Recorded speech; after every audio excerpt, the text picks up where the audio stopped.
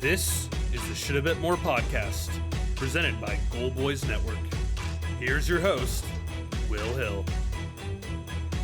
Welcome to the Shoulda Bet More podcast, presented by Gold Boys. Coming up on the show, Matt Grissom of NCAA Baseball Insiders will join us to talk, some college baseball. I'm going to mix it up a little. I've done a lot of NBA, really pretty much all NBA for the most part, the last month or so with the playoffs going on. And it's one of those situations where don't do it much during the regular season at all. When you get the playoffs, especially when you get some good series, spend a lot of time on it. But these series are winding down. We're going to start to do some other things, mix in some other things. So we'll talk some college baseball tournament as it starts here on Friday. But the NBA, which I said is winding down, goes at least for another game here in the Eastern Conference. The Knicks with a very impressive wire-to-wire, soup-to-nuts, complete victory here, where they just led throughout, scored first, led 10-3, led by 4 after 1, led by 11 after 2, and they just kept building on the lead, expanding the lead, 111-94 as they force a Game 6, and who knows, possibly a Game 7. Indiana is now laying 4 here for a game number 6. I was surprised it's 4. 4 seems like a lot when you consider that the games in Indiana for 3 and 4 were 1 and then 2.5. I like the Knicks here. I think we're getting a 7th game. I think they were impressive here on a lot of different levels. Just a complete game. The fact that Indy had 94 points and a lot of those were late in garbage time. They actually played really good defense, the best defense they've played all series. And I think what's encouraging, 8 of 29 from 3. They only shot 27% from 3. Now, Indy only shot 10 of 30, so it cancels out. But you can shoot 27% from 3, and you could still win the game by 15 points. That's a good sign. I think, again, these teams are dead even. I think that this was destined for 7 the whole way. Thought maybe, and it might still be the case, that game 1 is just giving 1 away, where now you got to win 5 out of 7, and you almost have to win the series 5-2 because a win turned into a loss. I understand that, but just impressed with the Knicks. They used the bench a little bit. McBride gave them 18 minutes, Hart 34, Wright 10 minutes. Shamet gave them 14 really good minutes, 2 of 3 from the field. He hit a 3. He played outstanding defense. Brunson did his thing, an efficient 32 points, 12 of 18. Towns gave you his 10 of 20. He didn't look healthy. I couldn't tell because he's putting up great numbers, 24 and 13, but he's grabbing at the knee, he's flexing with the knee. Even Bridges 6 of 12, and we'll get to Bridges because, boy, if they lost the series and if they do lose this series, you're going to start to look back and say, wait, we gave up 5 first-rounders for Mikal Bridges, who never made an all-star team, and now we probably don't have enough assets to trade for Giannis or maybe Durant. Our all-in move was Mikal Bridges, but let's not go there yet. We don't need the Knicks funeral yet. The Knicks live to see a Saturday, and I mentioned Matt Grissom coming up with the college baseball. College baseball was about to be on center stage because if the Knicks had won on Thursday, then we were looking at the NBA Finals not starting until next Thursday, June 5th. The NHL Stanley Cup Final doesn't start until Wednesday, and that's that. We were looking at a good week without NBA playoffs and NHL playoffs, a week gap between the two scenarios there. And college baseball would have been in the spotlight. I know we got Yankees-Dodgers this week. That's fun. I don't think, even if the Yankees win this series, I don't think that gives them the World Series from last year. I don't think that's how it works, unfortunately. The Yankees could win all these games 20-0. It's just going to make you more mad that where was this in October? But fun to see that, those two teams, those two lineups on the field. So we'll get to Matt here in a second talking some college baseball. But this is just good for everybody. Unless you had Pacers tickets, unless you bet on the Pacers, this is good that we get a game Saturday night. Maybe we get a game Monday, and we just have more going on here between now and the final. Nobody wants a week final. Nobody wants a week gap between now and the final. We already have one with the NHL. We don't need one with the NBA. So. And plus, throw in the fact that OKC is just going to steamroll whoever comes out of the East. So, in a lot of ways, if the Pacers had won Game 5 on Thursday, he could make the case the NBA season kind of ended there and ended with a whimper. I can't see whoever comes out of this series getting more than maybe a game. I think 2 would be a ton. I think I saw these projected series markets where. If it's Indiana, Oklahoma City, you can bet on who's going to win and how many games. Oklahoma City to sweep was plus 320. I thought that was way, way too high. I think they've got a very good shot to sweep. Despite they haven't played well on the road. They haven't covered a game on the road. I think they've got a very good chance here to sweep whoever comes out of the East. So in a lot of ways, this is just a mere formality here. Whoever comes out of the East. Look, if you're the Knicks, you don't feel that way. You would love to go to the finals. You would sign up right now to get steamrolled in the finals. That means you're there.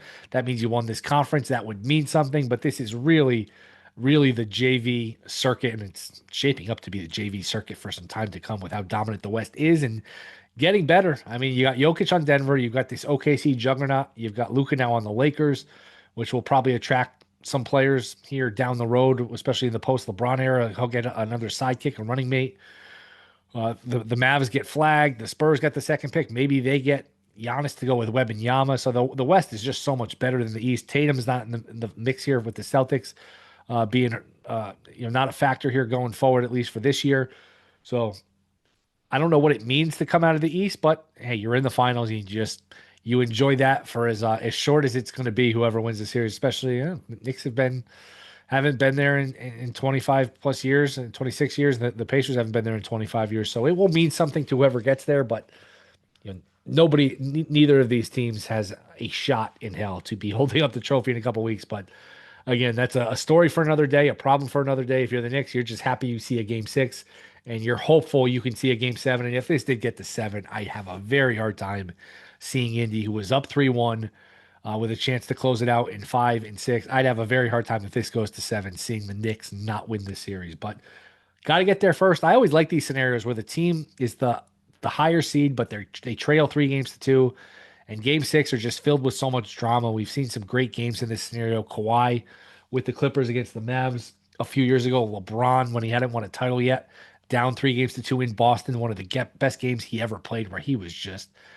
incredible that night in 2012. Of course, the game 7, which they won. They went on to win the championship. So these are fun scenarios here when you got the higher seed, the better team in theory, down 3-2 on the road for game 6, and they lose, they're out. They win, it swings back their way where they get a home game 7. So I'm looking forward to it, and I do think the Knicks win game 4. I'm surprised it's 4. I would take the points, and I think we get a seventh game now. Pacers are minus 350 to win the series. So if you jumped in on Pacers or on Knicks in 7 plus 400, you could actually scalp that right now and just lay the 350 and churn out a little bit of a profit if you're so inclined. I'm not going to do that. I'm just gonna roll with the Knicks. Hopefully they can force a deciding game, which I think would be on a Monday, which would give you Tuesday off, Wednesday off before a final. So boy, just to keep going back to it, OKC, especially if this goes 7, OKC is just going to be sitting there waiting to roll over who comes out of this. But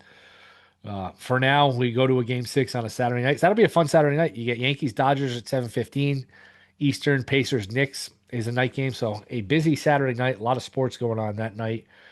Well, like I mentioned, Yankees, we'll do more Major League Baseball as these winter sports playoffs start to wind down. But Yankees have been impressive. They took care of business against the Angels. Bullpen's in decent shape. They're scoring runs. You look at the rest of the American League, it's just, boy, the Red Sox did not fire. That was a popular team. Texas can't hit. The Orioles are a mess. Do you really buy Tampa, Toronto? All right, Detroit's good. They've got Skubal, but do you really fear Detroit, especially once you get past Skubal? I do not. So American League is going to be interesting to watch this summer with how do you get to 6 teams here? Because a lot of these teams are just not very good. Maybe Seattle, makes a little noise, but I do think the Yankees, and I'm shocked that I'm saying this. If you told me that Sunday night in December when we did the podcast when Soto signed with the Mets, that I was going to be sitting here in late May, early June, saying the Yankees have a good shot to go back to the World Series, I said you're out of your mind, but I think the Yankees have a good shot to go back to the World Series. So they will play the Dodgers starting on Friday. It is free, laying $1.35 in LA against the Dodgers with Gonsolin going. Boys, you're going to lay $1.35 with the Yankees on the road. So you're getting the Dodgers at home with a plus price. I get the pitching advantage, but that would be Dodgers or nothing for me. So should be a fun weekend. Hopefully we are talking about a game 7 on Monday, but coming up next, let's talk a little college baseball. Matt Grissom did a great job for us last year. Did a good job on the futures. He's going to break down all these regionals, the matchups, awards, all this stuff, our futures, all this stuff. So excited to talk to Matt. That is next. This is Shoulda Bet More podcast. All right, we are back. Let's talk a little college baseball. It is time for the NCAA tournament. He is back. There is nobody better to discuss that than our buddy Matt Grissom, Grissom on X, NCAA Baseball Insiders, and the author of the VSiN College Baseball Regional Guide, which he did a fantastic job with. Matt, what's up, man? I'm sure this is your favorite time of the year, just about. How's it going? How excited are you? It is. It gets to the point where when you've been staring at a computer and spreadsheets for 3 days straight, you're just kind of ready to talk college baseball instead of just look at the numbers. And that's where I'm at right now. So yeah, the guide is out. All the work is done so far. Now we just have to turn it into handicapping information and make some money. We'll get to the regionals, we'll get to futures, we'll get to all this stuff. But I feel like with college baseball, you have your handful of diehards who just, year round, they know this stuff, they know all the teams. But there's a lot of people who are casuals who don't watch it maybe till the World Series, maybe till the regionals or the super regionals. What would you say is like an overview for this season? The best team, the most disappointing team, best player. How would you recap this here in just a couple of minutes?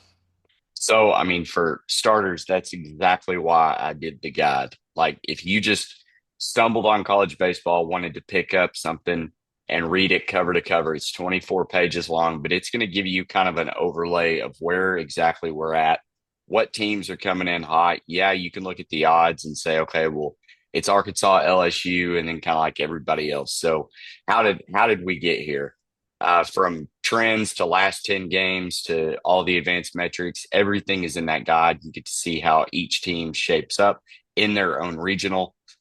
Just a great resource. And it's something that I put together, started doing these guides just out of I needed something I can go to get all the information. I was tired of bouncing around between Warren Nolan, D1 baseball, trying to gather all this stuff. So I was like, hey, let's put it in one place. And all of a sudden, everybody else started to enjoy it too. So if you're just landing on college baseball, go get that. It's absolutely free. I think you can get it at vsin.com/CWS for the College World Series. It's absolutely free to download. All right, let's start here. I'll give you the floor. Your favorite regional in terms of a betting option here. Oh, Take it wherever you want to go. so I think Oxford is a really tough regional. You've got Ole Miss there at plus 105 on DraftKings to win that regional. Georgia Tech plus 180.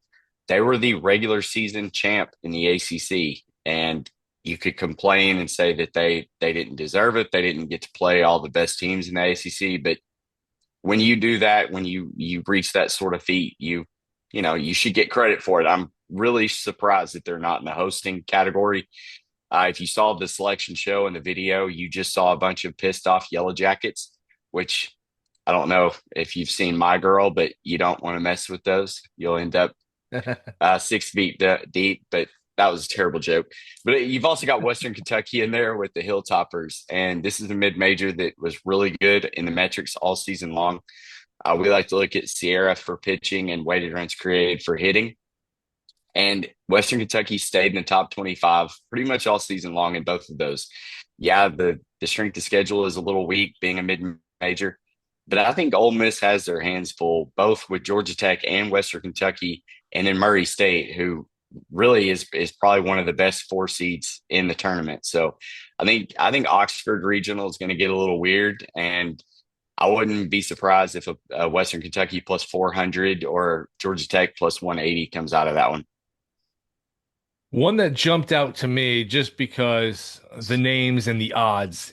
Looking at Florida State, the Tallahassee Regional, you think Florida State, and then you see Northeastern, Mississippi State, Bethune-Cookman. It's weird to see Florida State minus $1.20 or so in Northeastern, tiny little Northeast school here in Massachusetts, only plus 240. That tells me this Northeastern team is good, really underrated maybe. Maybe not underrated by the market, but explain these odds to me. This regional, what are you looking at here in this Tallahassee regional? Is Northeastern a sleeper here to make a run?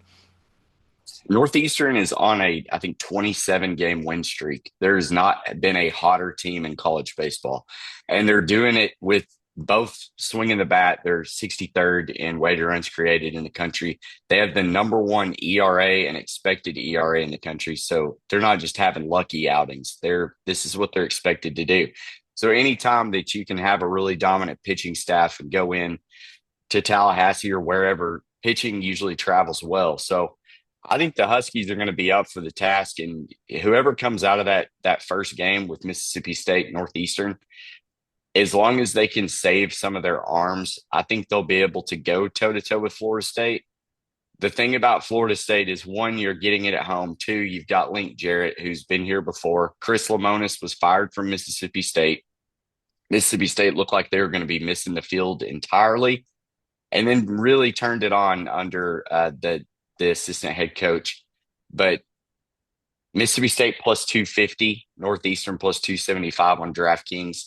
That's really just the odds makers telling you, okay, whichever one of these two teams wins this game one, they're going to have the best chance to go up against Florida State.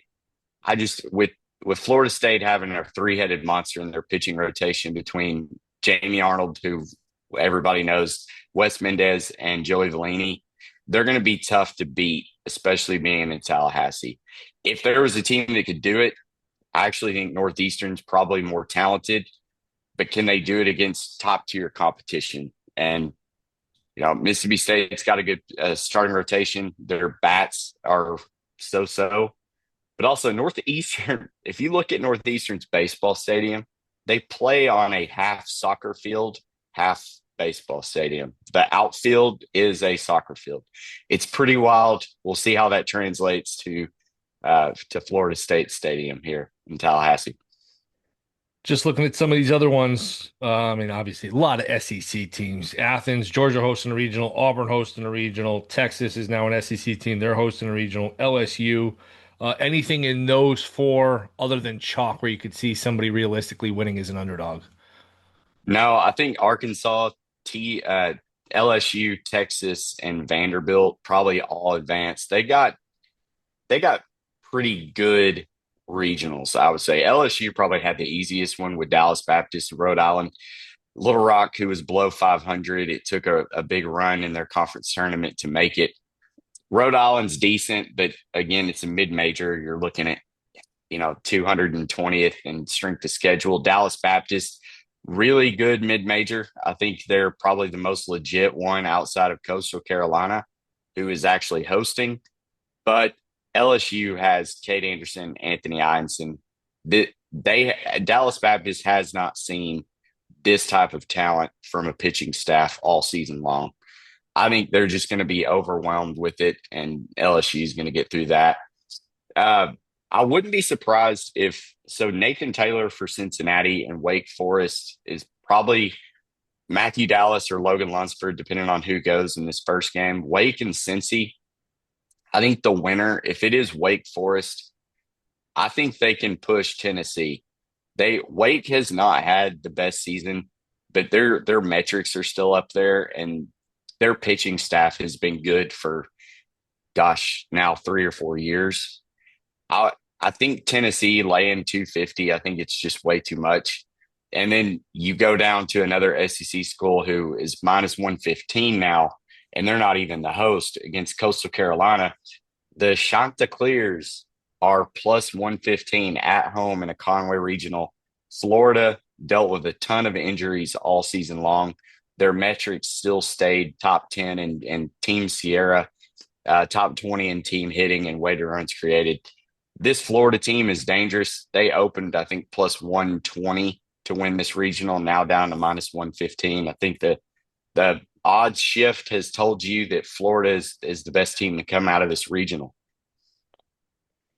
What individual games do you like, if any, here? I know some of the pitching matchup, there's some uncertainty there. Does that keep you away? Does that not keep you away? What are you looking at here in terms of these individual games?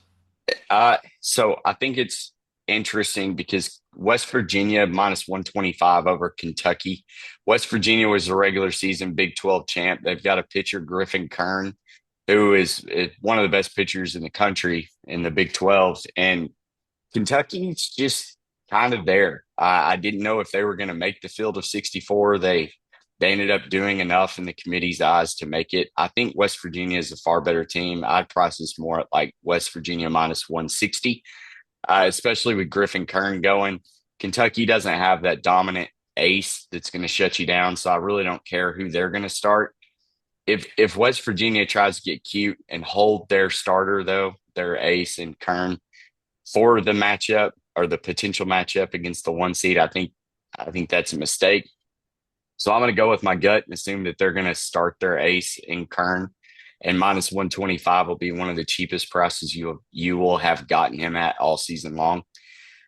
There's another one in trying to look at the odds right now. Oklahoma State versus Duke. Duke is the top Power Four conference team in weighted runs created. Oklahoma State, one of the best pitching staffs. So whether you like pitching or offense, this one is going to be a great one. Oklahoma State plus 105. If they're going to throw Harrison Bodendorf against Owen Proch for Duke, that's been Duke's ace, I guess, quote unquote. They don't really have one. They've relied on the offense. Oklahoma State has looked absolutely dominant over the back half of the season. I'm glad that they got in. They were a bubble team. I don't think it's a fluke. I think plus 105 on one of the best pitchers that we've seen out of the Big 12 and Harrison Bodendorf. Assuming he goes, I think that's a good plus money price to play. If somebody had no futures coming into this and they just say, hey, I want to have some skin in the game, I want to have some action, someone to root for, the futures to win the whole thing, is there any value and where would it be? Well, of course, DraftKings has taken off the futures boards right now. They do have teams to make the College World Series, which is a fun market. I think you look at North Carolina minus 110. They've got a very favorable path. They get through their regional, then they'll host Oregon in a regional, super regional, and then that Oregon team is plus 170. I think it's a coin flip either way. I think North Carolina is probably the most complete team. So minus 110, you're only tying up money on a futures ticket for a couple weeks, and then you'll know this is just to make the College World Series. So the top 8 in Omaha. Florida plus 300, staring us in the face. If I think they can come out of that Conway regional, I think they would line up with Auburn in that Auburn regional. Auburn plus 135. Auburn is way too shaky, in my opinion. They've got Sam Dutton, who's their ace, and then Cade Fisher. Cade could go out and give you 9 scoreless, or he could get blown up for 6 runs in the first inning. Who knows? LSU minus 115, though, probably a bargain. Sorry, I'm just going through these as I'm looking at them. I mean, Arkansas minus 160, if that's telling you that the shortest shot to win it all, they're going to make it to Omaha. Yet you can get LSU and North Carolina, the next 2 shortest shots at minus 115 and minus 110. I think you take that. And then Vanderbilt plus 120. They have a very easy regional, and then they'll line up against the 16 seed Southern Miss regional. Whether that be Alabama or Southern Miss come out of that, I think Vanderbilt, Tim Corbin's team, is a lock to get back there. So plus 120. I mean, there's a lot of value in betting these. And again, it's okay to bet them now because you're only tying them up through this weekend and then the next, and then you'll know who's in Omaha. Yeah, no, I'm just looking here at offshore site. BetOnline does have these up. Arkansas 4-1, the short shot as you mentioned. LSU 5-1, Vandy plus 750, Texas 8-1, Georgia 8-1, North Carolina 10-1, Tennessee 12-1, Auburn also 12-1. Then you get to Oregon and Florida in the 20-1 range. Clemson in Coastal Carolina 25-1. Any of those appeal to you? Or you want me to keep going, or any of those numbers jump out to you? Georgia is probably about the only one that the pricing still doesn't make sense. You know, this time last week, Vanderbilt was 20-1, and now their odds have been cut basically 2/3 down to what they were. And I think that was a lot of speculation around Vandy, you know, winning the SEC tournament and then getting that number 1 seed. I'm not sure Texas is deserving of 8-1. I would stay away from that.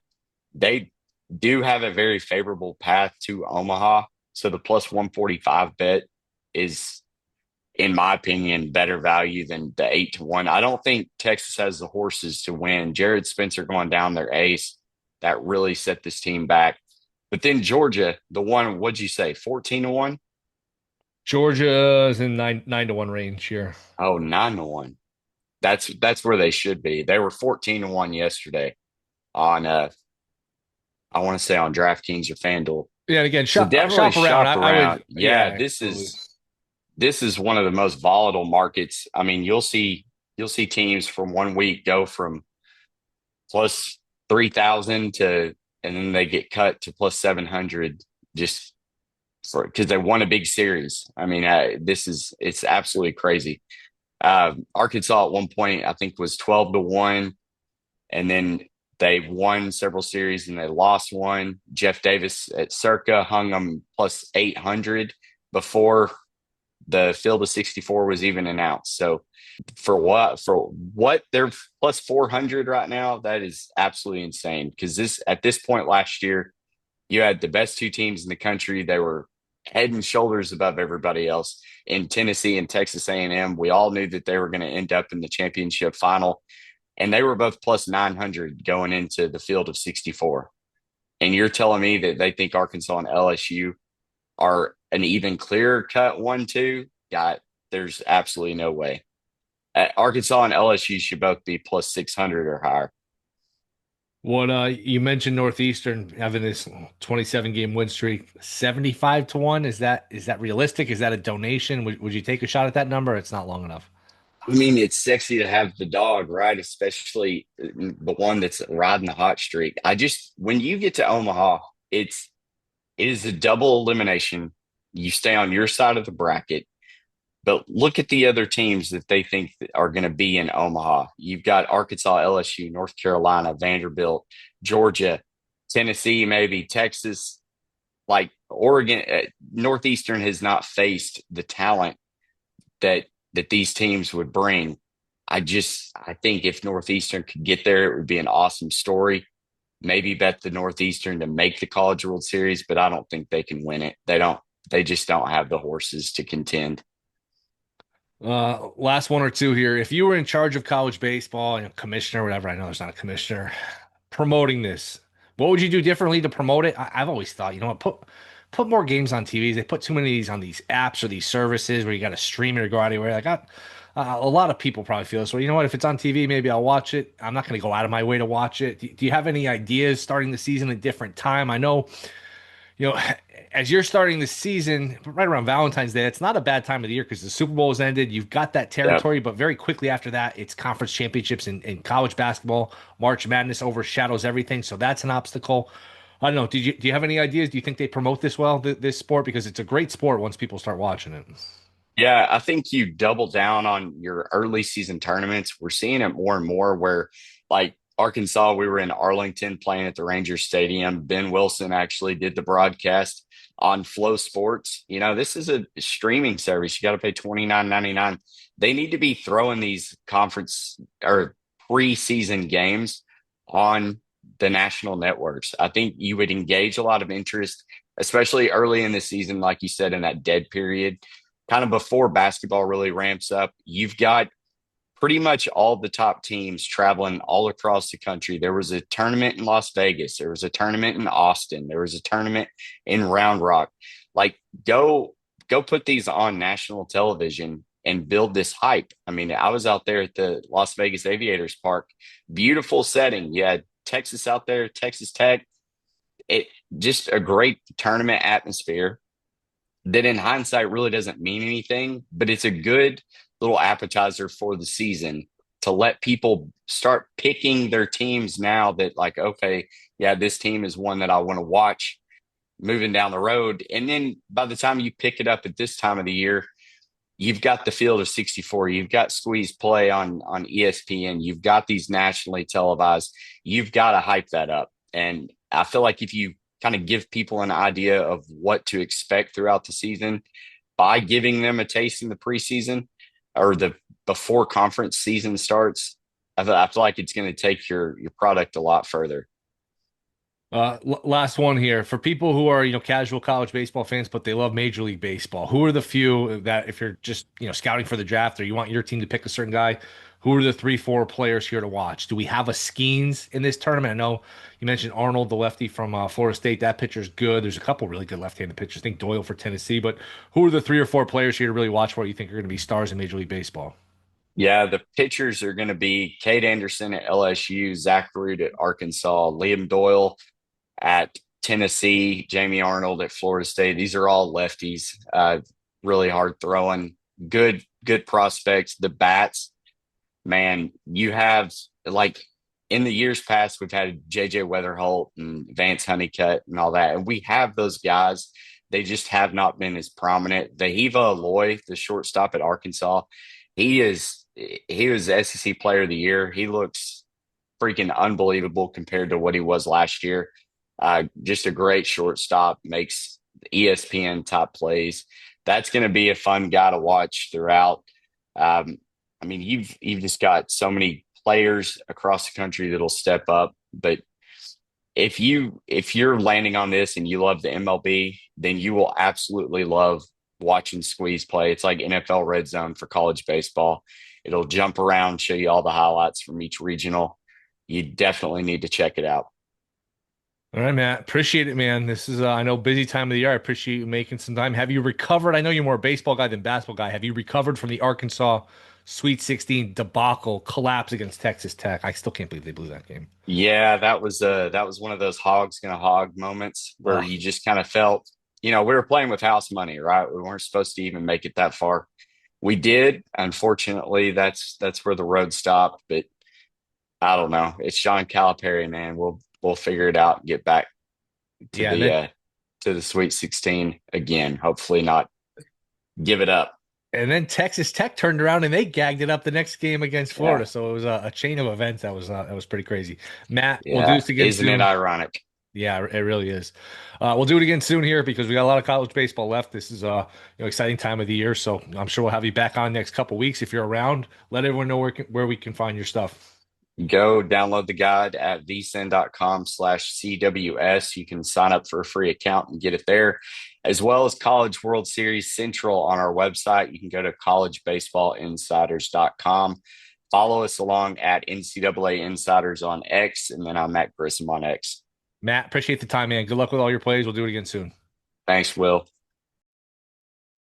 All right, thank you to Matt Grissom. Appreciate him coming on. That was great to get all that information. Rate, review, subscribe, goldboys.com for the Discord. We will be back Monday. Well, we have a game 7 to discuss. I guess we'll find out this weekend. Should be a fun sports weekend. See you Monday.